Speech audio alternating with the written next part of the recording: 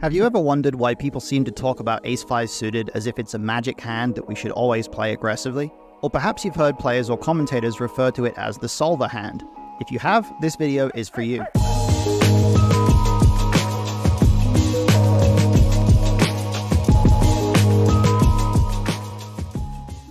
Hi Wizards, I'm Matt Hunt, and it's time to figure out why the solver likes Ace-5 suited so much. Let's start with the basics and talk about the properties of the hand itself.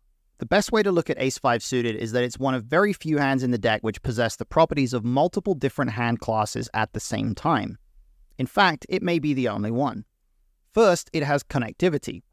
While it might not have the ability to flop an open-ended straight draw in the way that 7-6 suited or 6-5 suited can, it has a different property instead. It can't flop the bottom end of the straight. If we have 7-6 suited, a flop of 10-9-8 is somewhat awkward because we're drawing dead against Queen-Jack, and we're not blocking that hand either. Plus, even if we happen to have a backdoor flush draw as a backup, we can sometimes run into a better backdoor draw. The same goes for a hand like 6-5 on a flop like 9-8-7. We lose to Jack-10 and we're not blocking it. But when we have Ace-5 suited and the flop is 4-3 deuce, we're only worried about 6-5 suited, and we're already blocking one combo of it, which makes it much easier to be content playing a huge pot. And if we flop a backdoor flush draw, it's guaranteed to be the nut backdoor. You should also note that this property of rarely running into dominating straights also exists with Ace-4 suited and Ace-3 suited, but not with Ace-Deuce suited, since Ace-Deuce can lose to 7-6 on a flop of 5-4-3. This is partly why Ace-Deuce suited is often a little worse pre-flop than the other wheel-suited aces. Another part of this is because having a deuce in our hand is generally unfavorable pre-flop, since it will be blocking a lot of the weakest hands left to act behind us.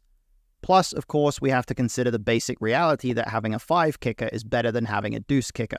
And of course, on top of all this, we can just flop a straight flush, or a straight with the nut flush draw, both of which are extremely powerful hands with nearly 100% equity, and will exist on flops where our opponent can have a lot of hands which might be willing to play a big pot. Now, we've already mentioned the value of making the nut backdoor draw, but of course, since our hand is suited, we also have to consider the value of making the nut front door flush draw as well. In particular, of flopping the nut flush draw and being able to unblock all of our opponent's weaker flush draws. This maximizes the frequency that we get to win with the nut flush over the second nut flush, and increases the likelihood of winning huge pots in this exact way. Plus, naturally, we can just flop the nuts when we flop a flush, and hopefully be up against a hand like top pair with the king high flush draw, which is drawing virtually stone dead. And we can also flop something like bottom pair plus the nut flush draw, or bottom pair plus the nut backdoor, both of which will be spots where we have the option to play aggressively. Similarly, we can also flop top pair and the nut flush draw on an ace-high board in a situation where if our opponent has a flush draw and plays it aggressively, they're drawing basically dead against our hand. However, in addition to both of these properties, which are also shared by many other hands to varying degrees, Ace-5 suited has one more crucial thing working in its favor: the simple fact that it contains an ace. This is favorable for a few reasons. First, unlike other suited connector hands, it can win with one pair a lot more frequently simply by making top pair. In fact, it doesn't even have to make a pair to win. Sometimes we might find ourselves playing a big pot with the nut flush draw, missing the river and giving up, only to end up winning the pot anyway against a worse flush draw that also gave up. Secondly, having an ace means we block the top of all of our opponent's pre-flop ranges in any spot. When we open raise, we're less likely to get 3-bet. When we 3-bet, we're less likely to get 4-bet, and so on. This is extremely powerful in pre-flop spots. Finally, in post-flop spots, we're guaranteed to have at least 3 outs to make top pair on any board, as well as quite often having a blocker to our opponent's ability to flop top pair, top kicker. This significantly increases our capacity to play aggressively post-flop in a lot of spots, especially across multiple streets. Not only does Ace-5 suited contain an ace, but like all of the other wheel aces, it also has a low card kicker, which means our kicker is less likely to be interfering with our opponent's range or blocking any of their potential bluffs, especially when we're facing a pre-flop 3-bet. It's essentially the best example of what you might see referred to as the blocker-unblocker concept, which you can read about in a recent GTO Wizard article by my colleague Barry Carter. When we combine these properties, which of course are also shared by any hand containing an ace, with the suitedness and connectedness we mentioned earlier, it makes Ace-5 suited an extremely powerful and versatile hand. In fact, if I were to sum up in one word why the solver likes Ace-5 suited so much, that would be the word: versatility. Because of the simple reality that an ace can be either high or low in no limit hold'em, ace-5 suited is almost unique in its capacity to achieve multiple strategic goals depending on the situation. It's effectively a suited connector which can also make top pair, or a high card, low card, blocker-unblocker hand which can also make straights and flushes. So with all of this in mind, let's look at a few examples of spots in which ace-5 suited is extremely powerful and explore how it became known as the solver hand. First, we'll take a look at a super deep stacked spot for a 300 big blind cash game scenario with a time rake or no rake structure, so we're using our basic chip EV ranges here. In this spot, we're the under the gun player at an 8-handed table, so we're under the gun 8, and we're using a 3 big blind open size. We can see that ace-5 suited is right there in our opening range, and that's not particularly remarkable, but what is interesting is if we consider the actual EV of various hands here in this spot. My question for you is this. Which of these 4 hands has exactly the same EV as ace-5 suited here, if we're open raising in this spot? Is it ace-queen off, king-10 suited, pocket 8s, or 6-5 suited? Take a moment to think about your answer.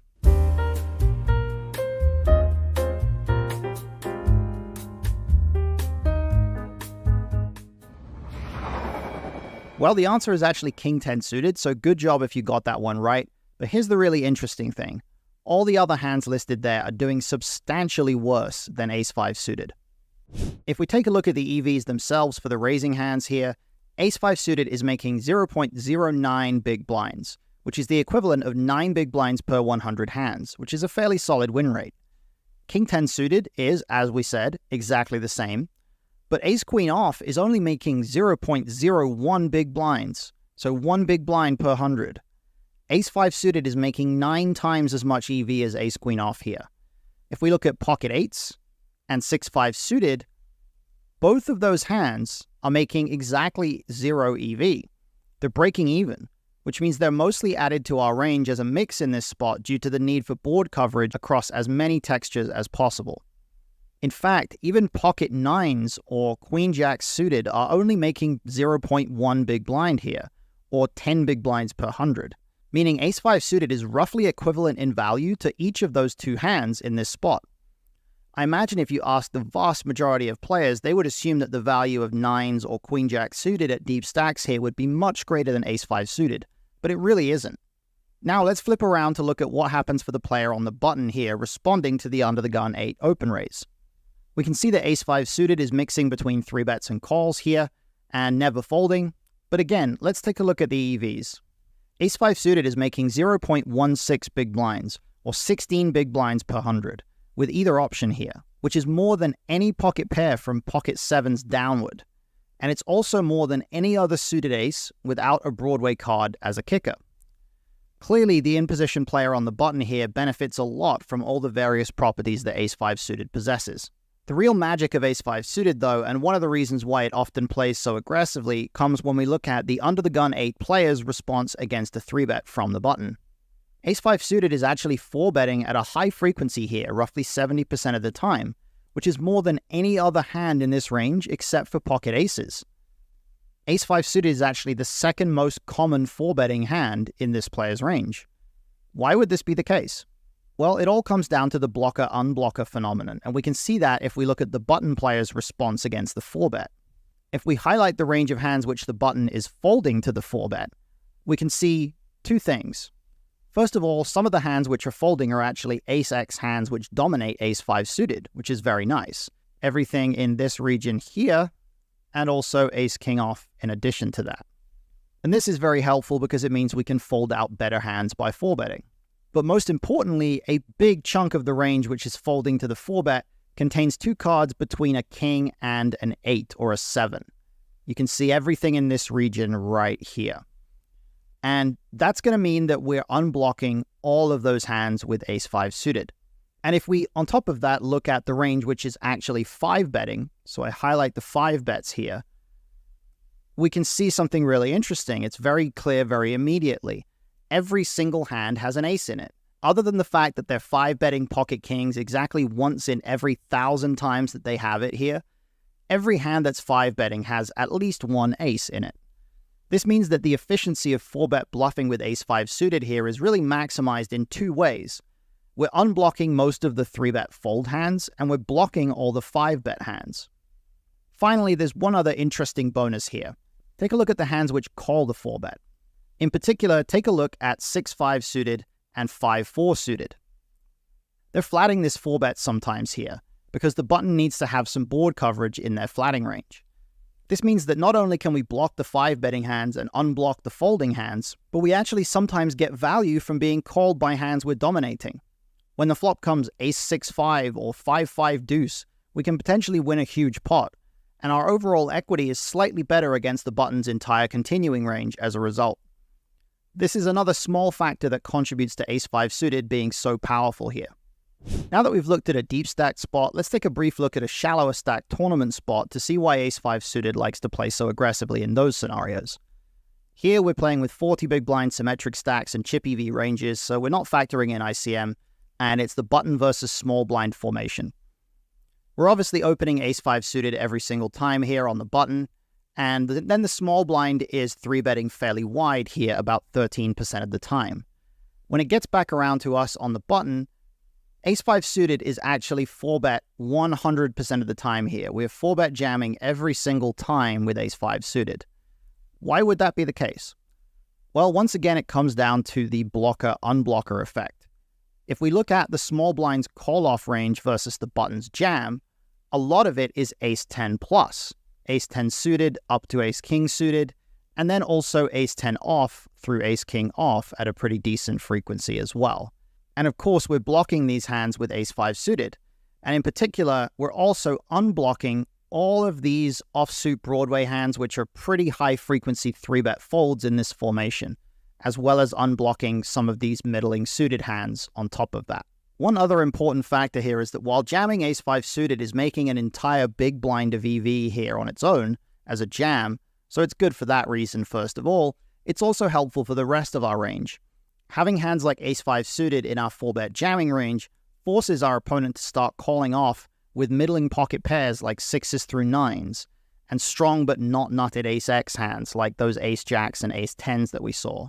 While we would obviously prefer our opponent to fold those hands if we have exactly ace-5 suited, from the perspective of our range, it's really good that we're forcing them to call off there, because now we're able to get much more value every time we 4-bet jam with hands like queens through 9s, ace-queen, or ace-king. And you can see that reflected in the fact that a hand like 8s is now making almost 3 big blinds, 9s 4 big blinds, 10s almost 7, jacks more than 9 bigs, and even hands like ace-queen off and ace-jack off are doing really, really well here in terms of profit. It's always important to think about what a specific hand can do for our overall range, rather than purely about the incentives of the hand itself. If we're only 4-bet jamming strong hands, then it's a lot harder for the very top of our range to get more value, but if we're 4-bet jamming too many weak hands, then those hands are no longer getting enough folds. Ace-5 suited is right in that zone where it has the right properties to 4-bet jam every time here without worrying too much about getting called, because it does have plenty of equity against most of the calling range, and it gets a lot of folds in the first place. So that's about it for this video. Hopefully you now have a solid grasp of why ace-5 suited is such a powerful hand. If you want to explore some other individual hand combos, you can take a look at this video about how to play ace-king in MTTs. I hope you liked the content, and I'll be back soon with more videos for you. Good luck, wizards.